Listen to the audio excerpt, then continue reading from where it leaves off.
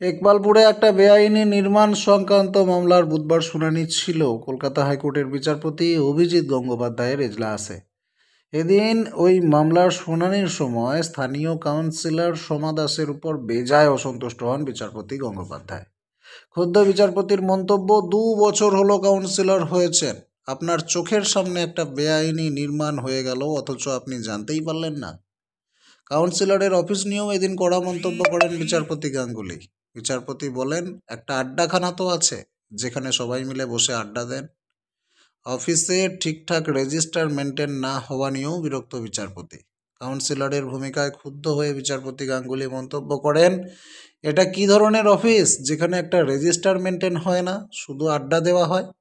প্রত্যেক কাউন্সিলর অফিসে ঠিকঠাক রেজিস্টার মেনটেন করেন কিনা তা নিয়েও এদিন প্রশ্ন তোলেন বিচারপতি গঙ্গোপাধ্যায়। এমন একটা রেজিস্টার যেখানে কাউন্সিলর কাকে চিঠি পাঠাচ্ছেন বা কার কাছ থেকে চিঠি আসছে অফিসে, সেসব বিষয়ে উল্লেখ থাকবে।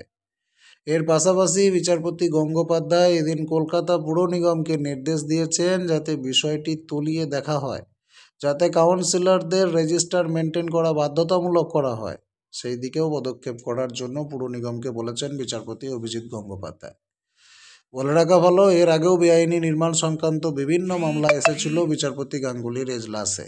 বেআইনি নির্মাণের বিরুদ্ধে এর আগেও বারবার কড়া মন্তব্য করেছেন তিনি।